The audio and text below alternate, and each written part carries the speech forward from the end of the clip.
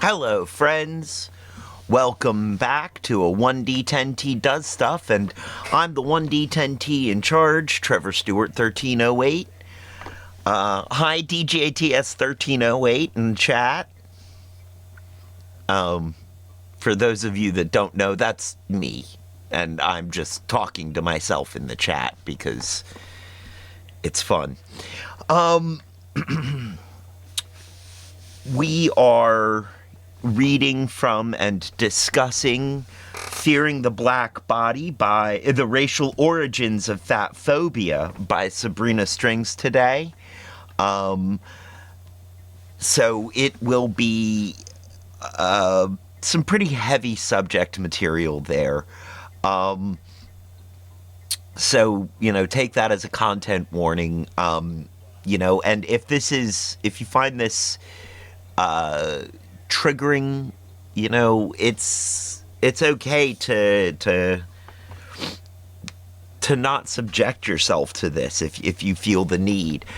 However, I would say, and that's for that warning is mainly for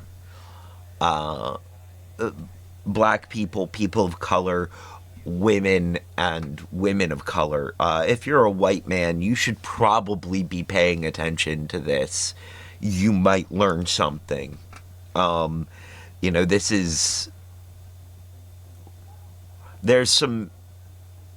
feel like there's some very important stuff being said in this book that gives us some idea of where some of the problems that we are currently experiencing in our world have come from. Our Tuesday streams are in general examining the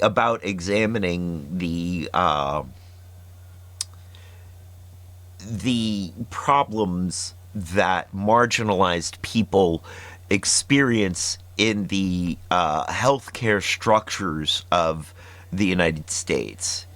Specifically, the dangers and difficulties that black women face in the mental and behavioral health systems and institutions in the United States. And we've been reading some books, getting some background, getting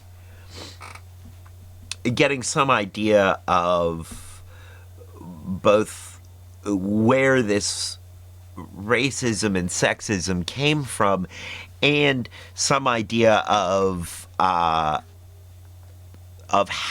it is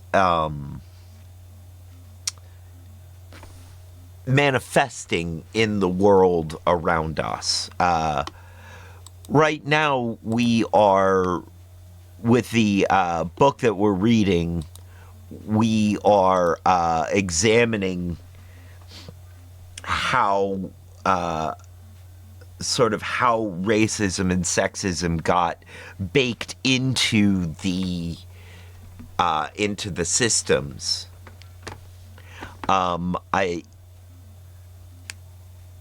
Yeah.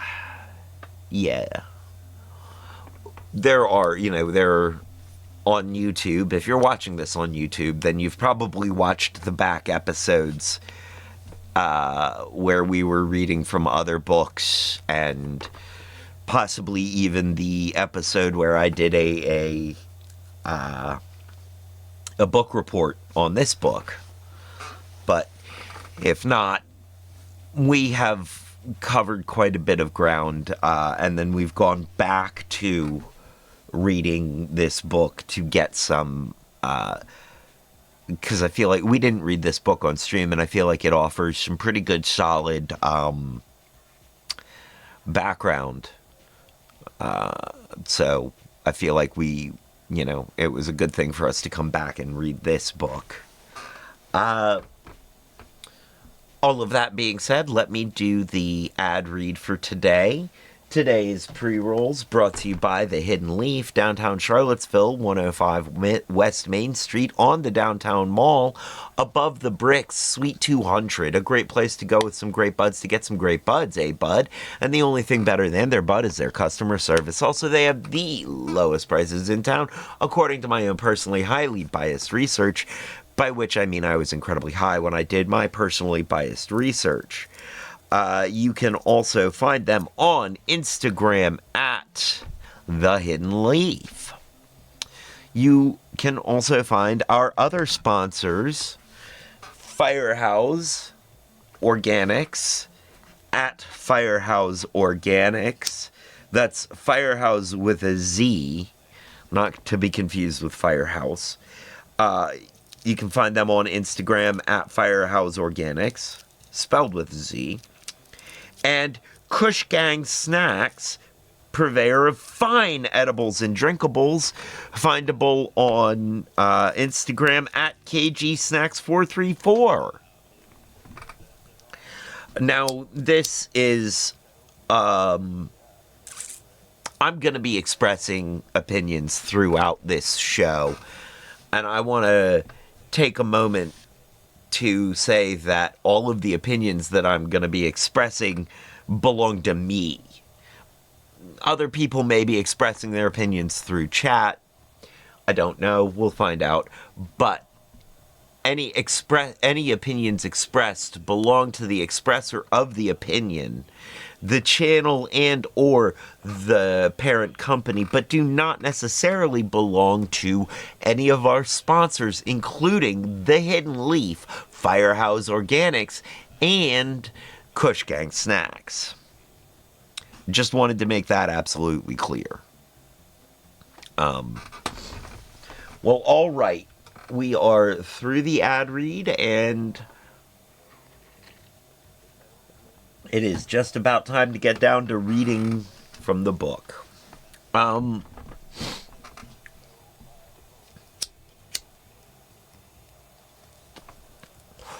So, light you some incense or something else. Get yourself a nice comfy hoodie, good cup of coffee, whatever it takes for you to get comfortable enough to be able to dig into this book with me. And let's get started.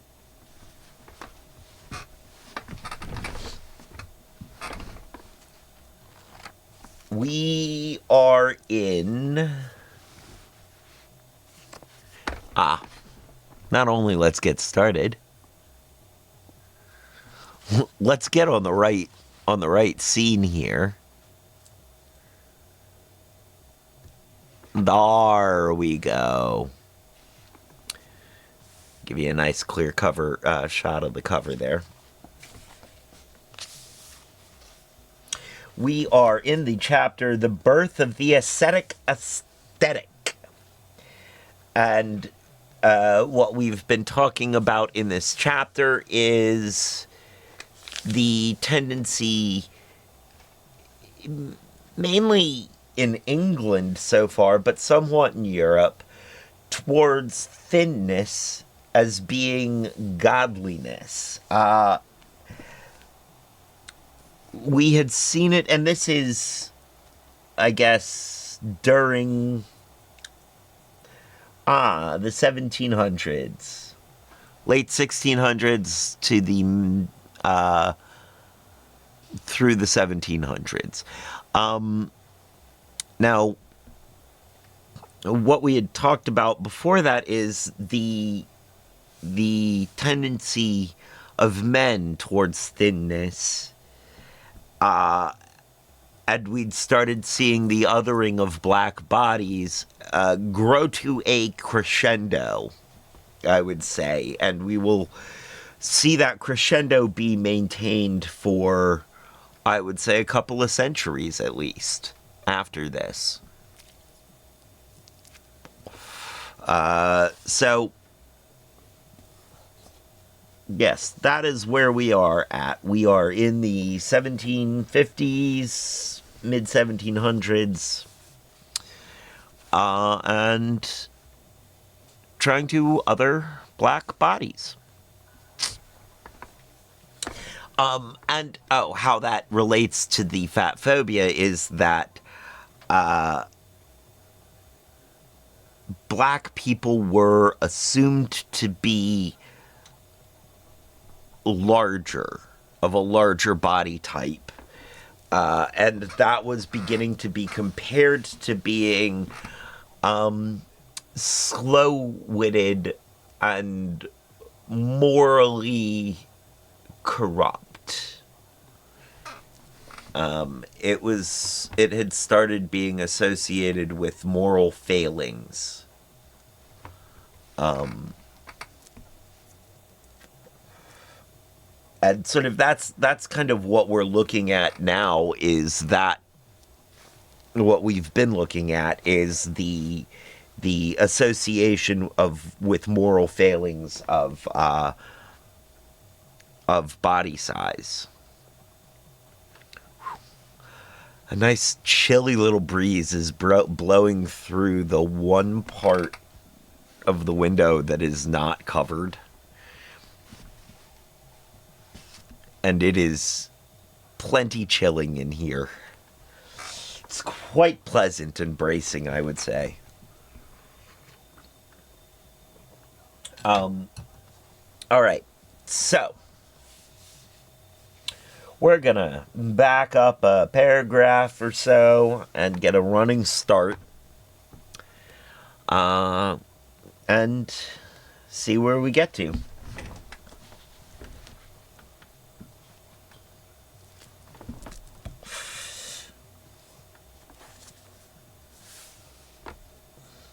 Although the periodical The Spectator, The Spectator was a periodical that was being published at the time that was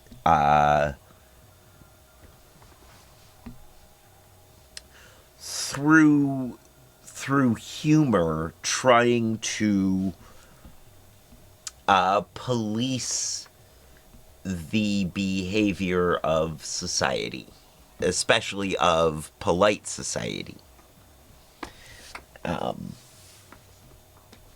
We'll back up 2 paragraphs just so that we can get a little bit more in there.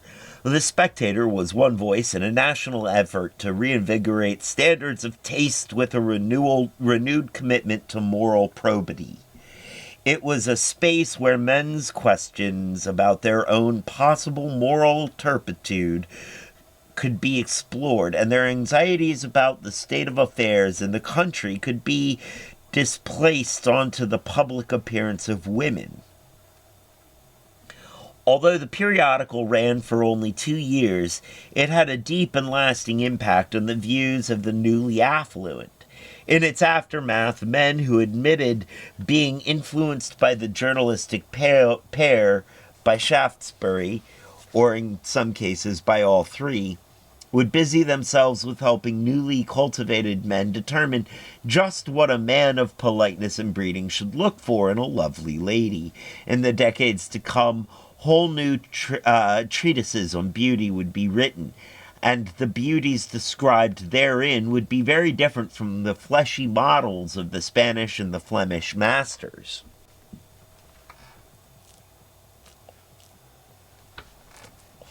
No one, it seems, would have expected Joseph Spence to become a revered thinker in this regard. He was born into a family of minimal aristocratic status near the turn of the 18th century.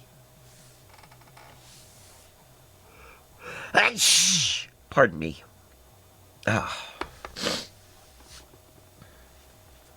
He was educated, but according to contemporaries like the esteemed Samuel Johnson, only barely. But fortunately for Spence, his writing would eventually allow him to make the acquaintance of the very influential Alexander Pope, who, going against the grain of other intellectuals, decided to enjoy Spence's works. Owing to his connection to Pope, Spence was elected to the elected to the Oxford Chair of Poetry in 1728. On the strength of Pope's recommendation, he was also given a chance to travel abroad with other members of the English jet set, beginning in the 1730s. First making his way through Venice and Florence and later the Low Countries, Spence became a prolific and some argued comedic writer, even though his overall literary contributions as Oxford Chair of Poetry have been remembered as unremarkable.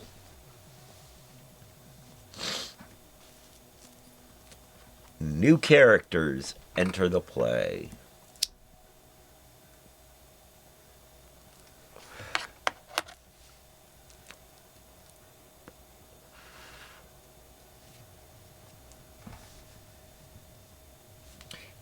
The generally tepid reception he received may have been one reason Spence assumed the pen name Sir Harry Beaumont when he began publishing some of what would become his most widely read works.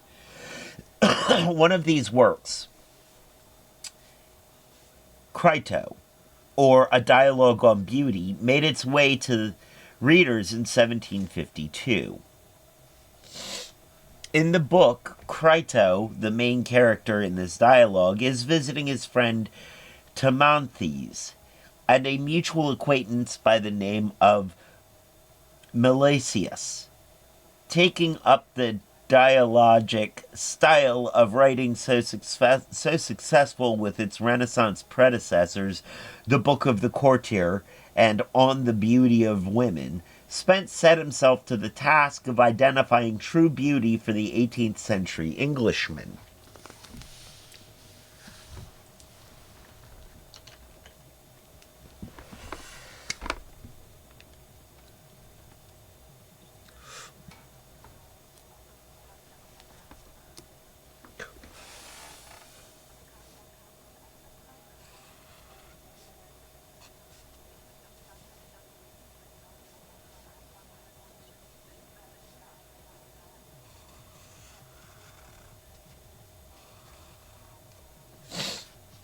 I don't think that this is super important,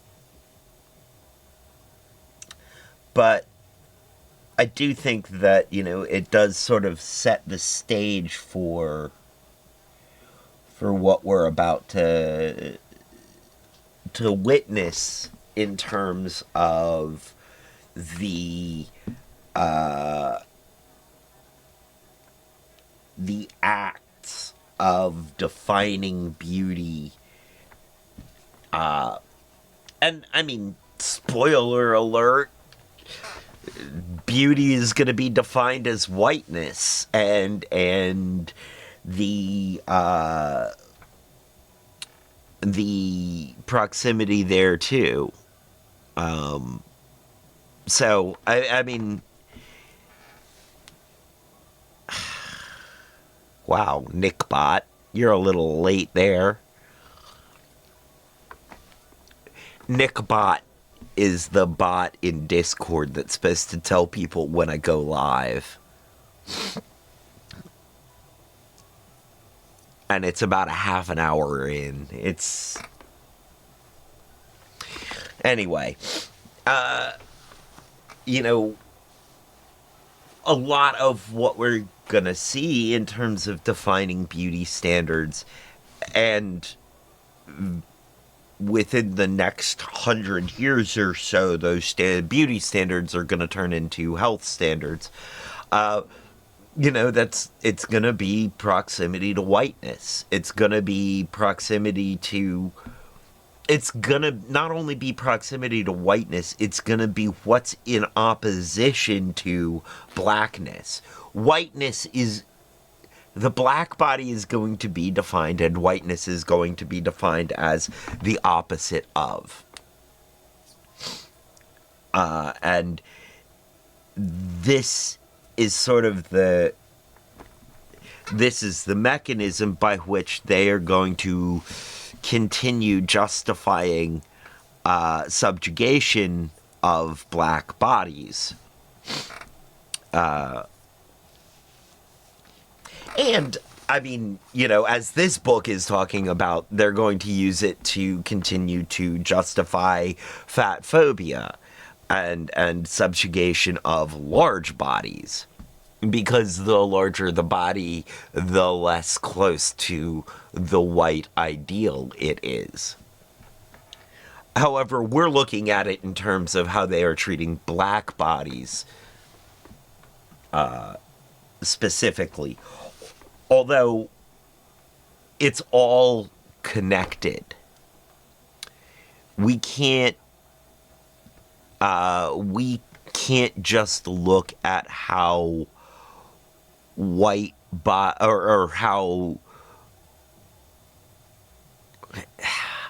we can't just look at how black bodies are treated, or just look at how women's bodies are treated, or just look at how fat bodies are treated.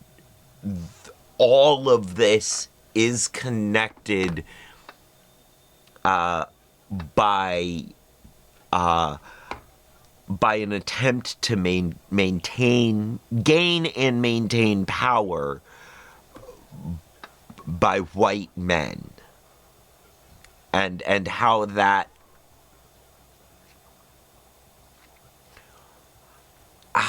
plays out. And I'm going to say ends up in fetishizing situations. We end up in these fetishizing situations where where black bodies and white bodies are fetishized in different ways for different reasons.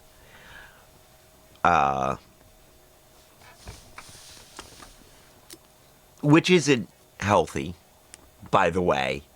I mean, I'm not going to knock anybody's fetish or anything, but when you're fetishizing a whole group,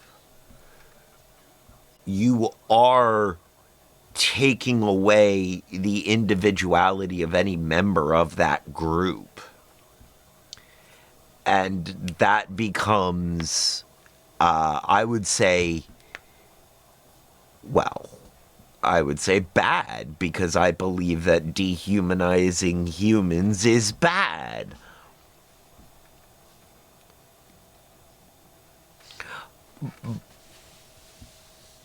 Not every fetish fetishizes whole groups of people, is what I'm trying to say.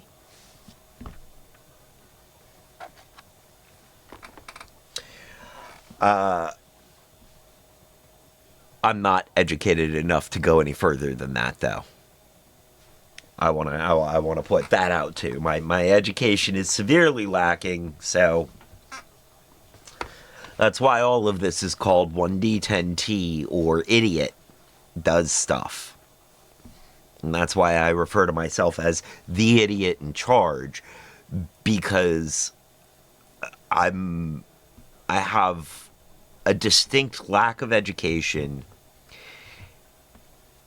And while I may seem relatively bright, my ability to synthesize new thoughts from any given set of information is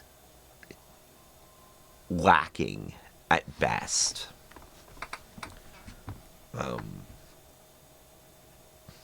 Yeah. So yeah, just be aware, I'm an idiot.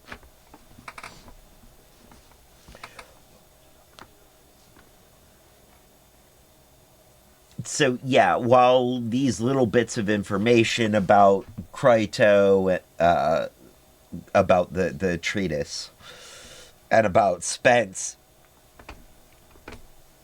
these bits of information aren't that important per se. I do feel like it is kind of important to get some idea of how these ideas were being spread, as we talk about how he, made his way around Europe and through the Low Countries. And I think it's also important to take note of the date being 1752 when he published it. I think what's more important is what the work says and the fallout from it.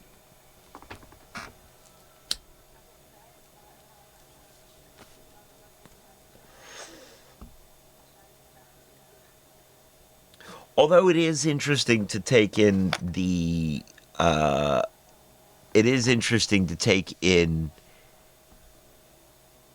the, how do I want to say that, the context around information spread.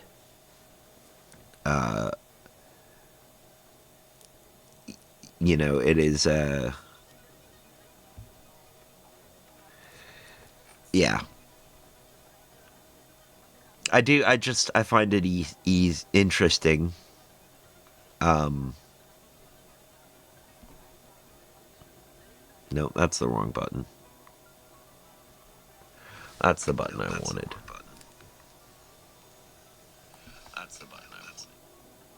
All right, there we go. So yeah, I just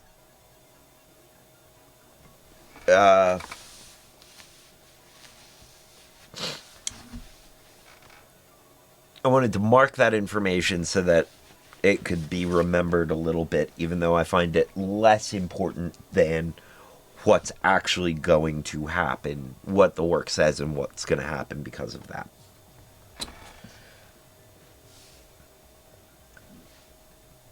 Crito begins with the expected genuflection to the classical models of beauty. He asserts that the general cause of beauty in the form or shape of both sexes, shape in both sexes, is a proportion or an union and harmony in all parts of the body.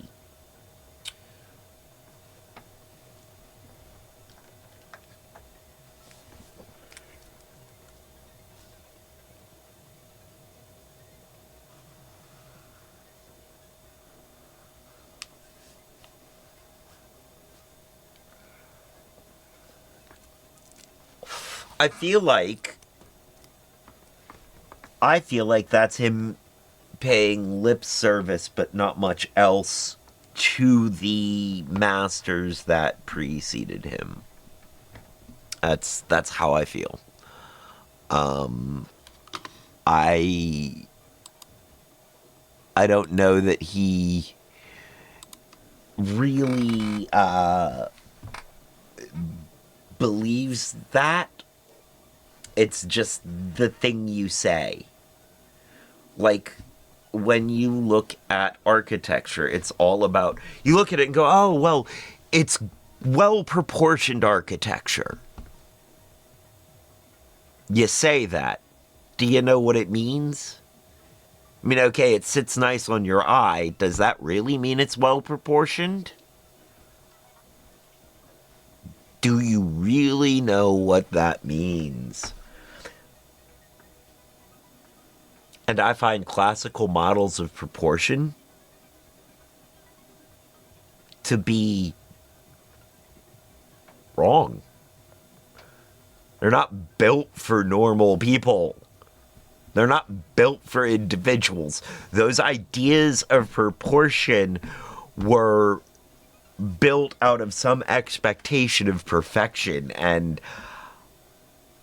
I don't,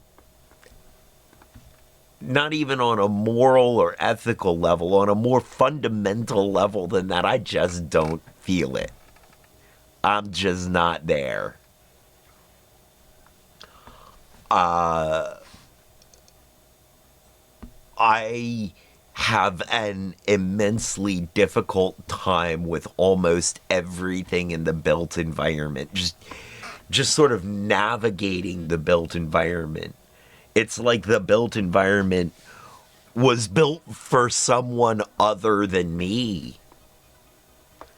And so it's just difficult to navigate that. And that's because it was built for someone other than me. It was built to these ideal, perfect proportions that don't exist. And someone like me has a hard time with that. And I'm closest to average size. There are a lot more people out there who are of different sizes than me, different shapes, just different. And if I'm having trouble with the built environment and I'm close to what's supposed to, how is everybody else handling this?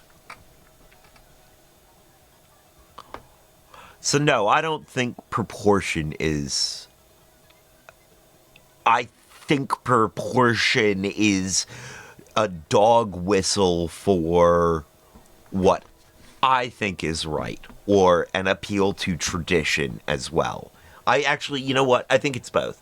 I think it's an appeal to tradition and a way of say a no true Scotsman, I guess.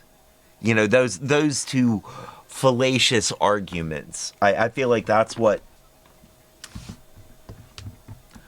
and I think by Spence's time, they'd sort of lost the concept. They'd lost the thread and were just saying it.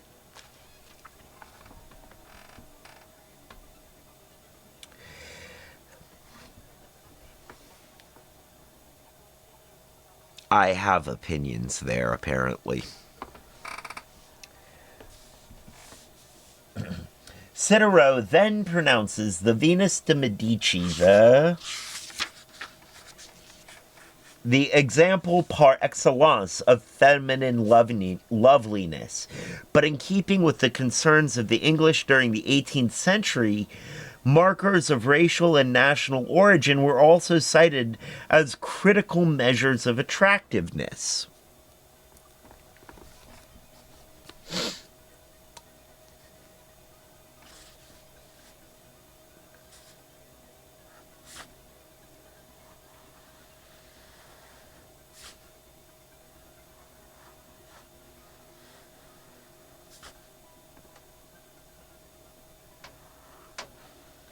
See, I think it's interesting that he says that about the Venus de Medici, and then goes, but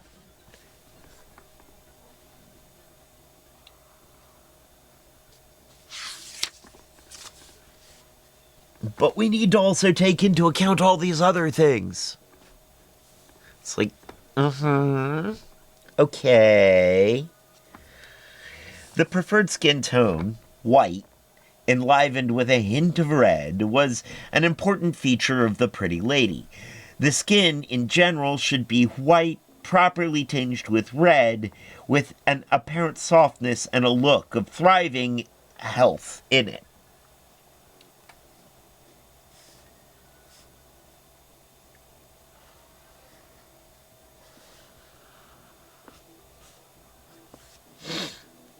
Although this appears to be a replication of the ideas found in Rubens' treatise on beauty, Spence is careful to distinguish between heavy-set models of beauty presented by the Flemish artist and those of his own nation and people. Crime eminently, Trevor.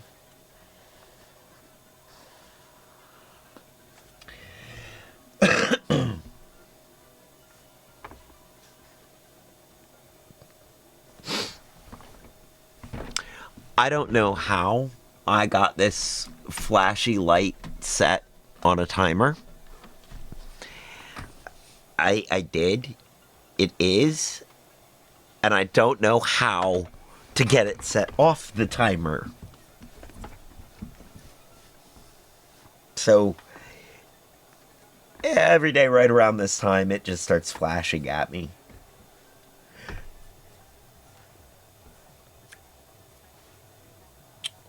All right, let's see what Spence has to say. The greatest and most general misleader of our judgments in relation to beauty is custom, or the different national tastes for beauty, which turn chiefly on the lower parts of it, on the two lower parts of it, color and form. It was from the most common shape of his countrywoman that Rubens, in his pictures, delights so much in plumpness, not to give it a worse name. Whenever he has to represent the most beautiful women, he is sure to give them a good share of corpulence. It seems as if nobody could be a beauty with him under 200 weight. His very graces are all fat. Calling out Rubens.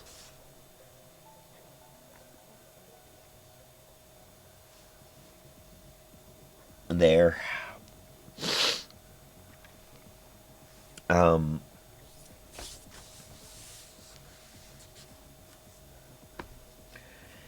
In a clear departure from the book of the courtier and on the beauty of women, the Englishman in Cicero demands that his model of beauty have both proper color and proper form, a symmetrical figure that was not too fat. Proper color being white. Yet Cicero also reveals that the English model is not only distinct from those of other nations, it is also superior to them.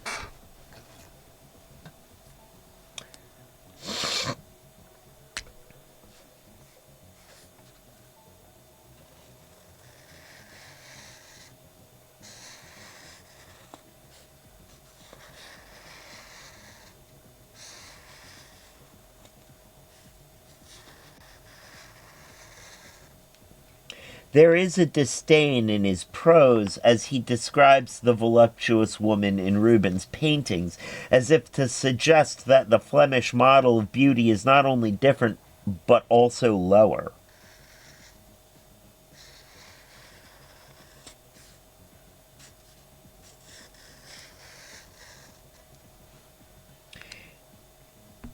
It is not just the Flemish he derides for their aesthetic sensibilities, but also the colonial others. Cicero writes, I would not have you imagine that I would have anything to do with the beautiful thick lips of the good people of Bantam, or the excessive small feet of the ladies of quality in China. In another reference intended to be dismissive of African women, Cicero indicates that one English woman, Miss C, lacked the necessary charms to get on in England, but owing to her dark complexion, she could nevertheless make a good go of it in a presumably less civilized context. Miss C, he quotes one man as saying, could be the most charming woman in the world if she were but a Negro. It is evident then that in Cicero, Spence is delineating a national and racial hierarchy of beauty.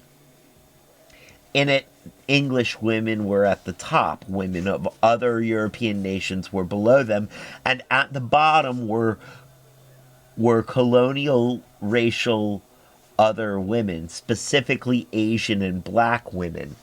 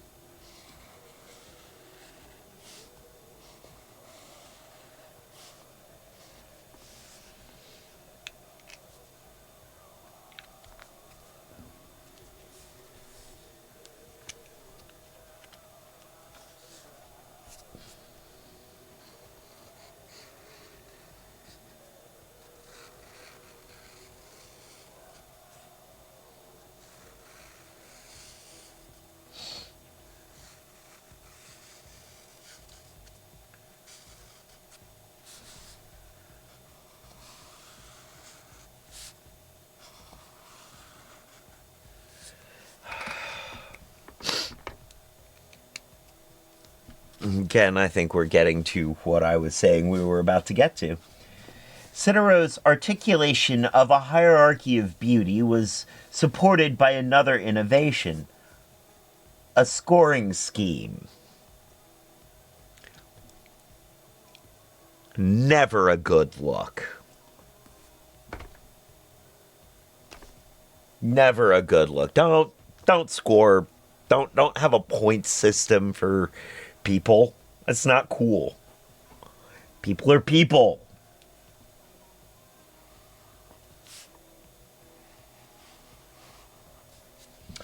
He claimed that even among English women, a scale might be settled by which one might judge tolerably well of the proportional excellence in any of our most celebrated beauties. Using this as a guiding principle, Cicero scored in beauty pageant fashion the looks of reputable English women. A woman's skin color and her shape were the first points on which a woman was to be measured. Again, just ew. Ew, dude. Ew.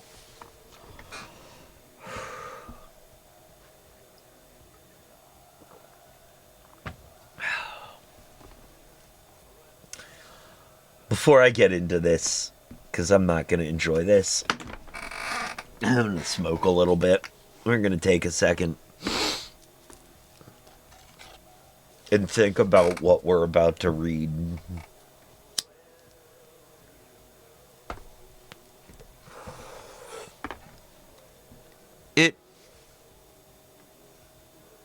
It seems to me that scoring systems specifically for women is another attempt at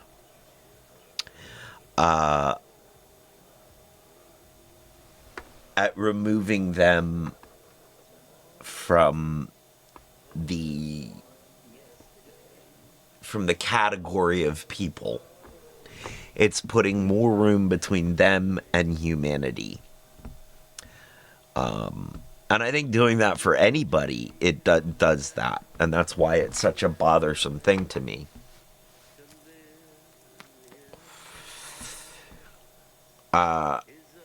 There's a lot of... I feel like there's a lot of dehumanization at play here. I know there's a lot at play here. Because it's a method by which they were maintaining a power structure.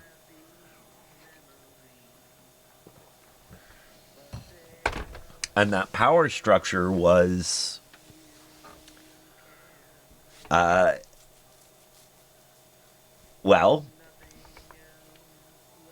that power structure was being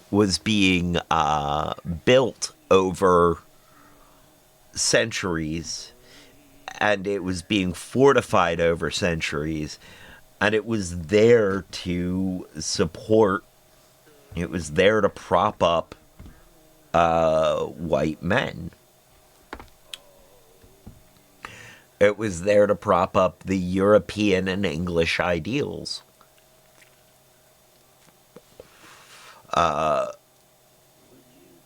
Both the ideals of masculinity and the nationalistic ideals of, you know, I'm not going to say whiteness because that didn't come into play. I mean, at this point, it's whiteness. It's whiteness, and it's how close you are to the perfect shade of white. But those national ideals were up until the transatlantic slave trade. We're going to put that as a rough timeline start to the concept of black and white, of a race, because before it, it was really just nationality.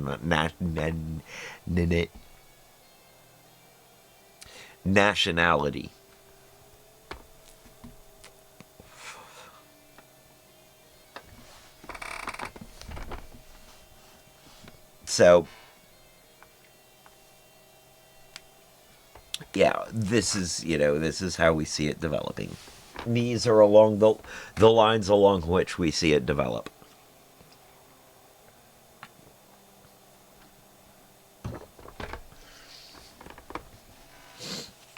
right. And okay, this is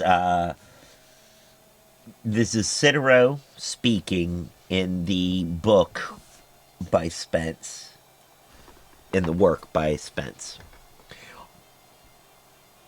talking about the point system. I should assign to Lady B 8 for color, 4 for shape, 25 for expression, and 10 for grace. In all, 47, not quite halfway in the complete sum of excellence. To Miss A, 8 for color, 17 for shape, 15 for expression, and 20 for grace.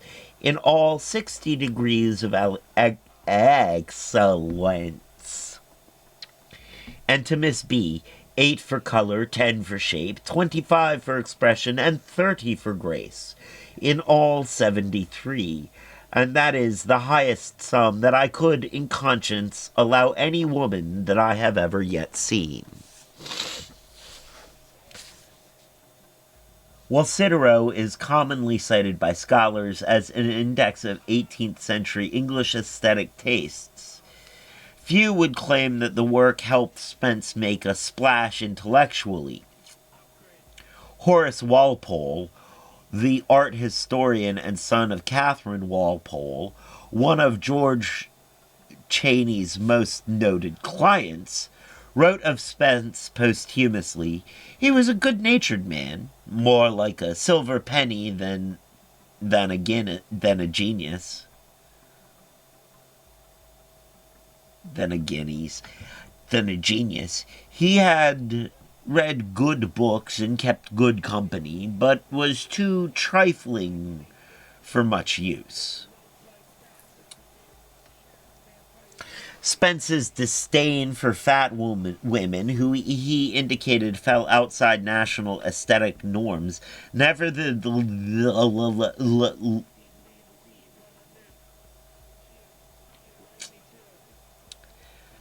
We'll try that whole sentence again.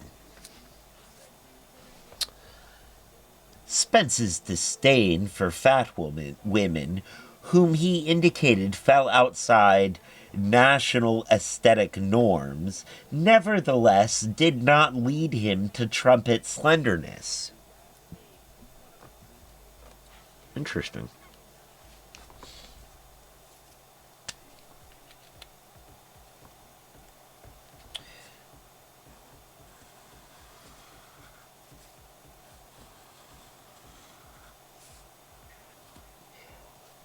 Every bit the classical romanticizer, he waxed poetic about the exquisite proportions of Venus de Medici, but cultural translator that he was, Spence did witness the new, and in his estimation, alarming trend of slimness.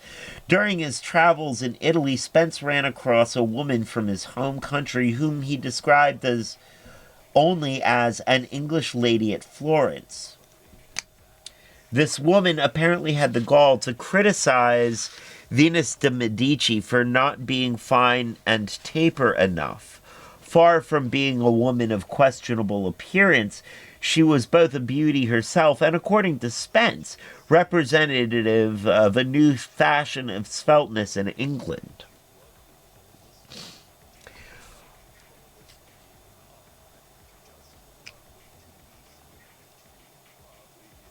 Her ideas, he claimed, proceeded from our beauties in England carrying this nicety generally too far. The nicety he mentions is apparently the restrained eating of cultivated English women and the excessively thin figures they created.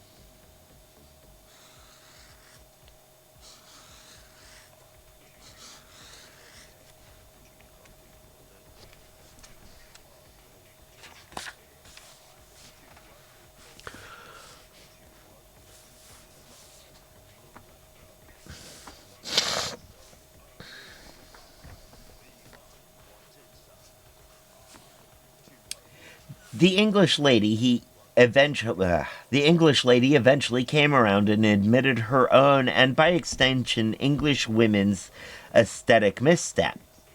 The lady, he writes, had the grace to own herself in the wrong and even to exclaim against the excess of this mode among us. The Venus de Medici, with all her fineness of shape, has what Romans call corpus solidum and the French embonpoint. In a moment of revelation, the English lady at Florence realizes that the Venus de Medici's fleshiness should be something to strive for, not scorn.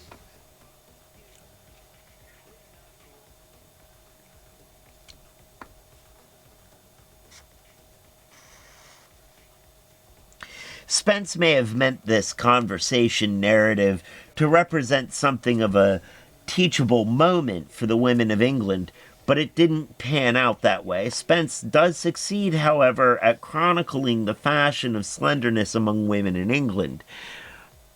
And in the 18th century, it was the rise of the new ascetic aesthetic. Spence himself might not have advocated this excess of refinement, but again, he seemed to have been a better interpreter than innovator when it came to the topic of highbrow culture. Already by the early decades of the 18th century, English women of good standing were slimming down. Many had incorporated diet and weight-related ideals of decency into their own self-understandings. They had started taking the amount of fat woman's body as indicative of her cultivation or lack thereof.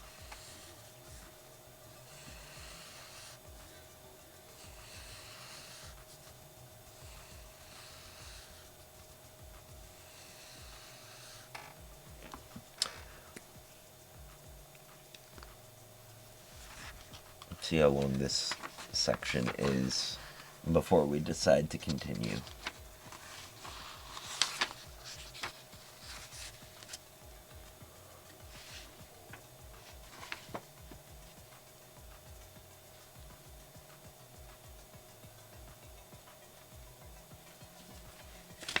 That's an interesting question for you to ask, Trevor. That question being, was there a subconscious connection for the Brits, especially between the concept of the black body and the concept of sugar? We will get there.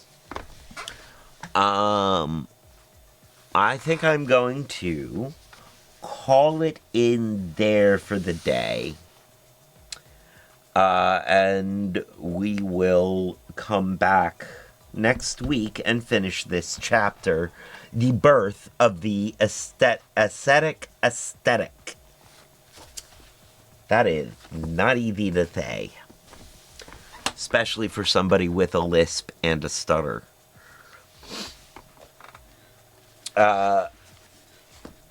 Thank you for joining me for this short Tuesday stream. Much love to all you lurkers out there. Thank you, DJTS1308, who is me. And stick around for the raid. Now's the time on the show when I say... When I say, as they say around here, 2 up, 2 down, VA, double deuces. I'm out, y'all.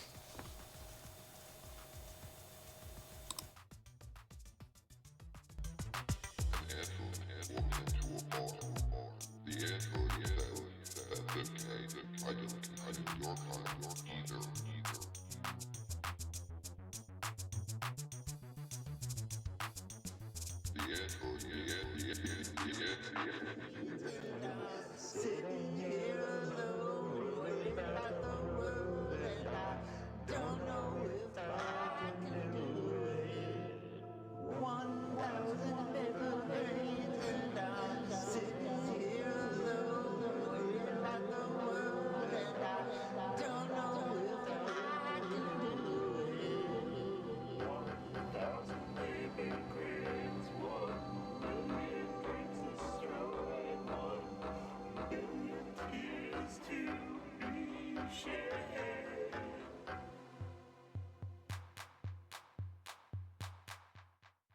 1,000 little brains and I'm sitting here alone, worried about the world, and I don't know if I can do it.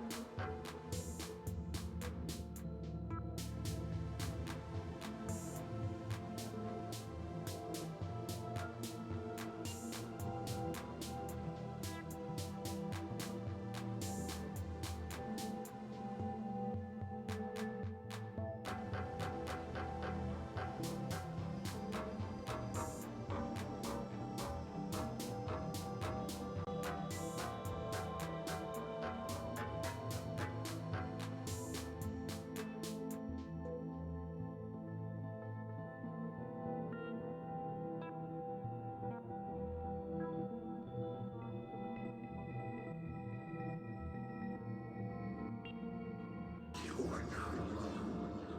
Others stand.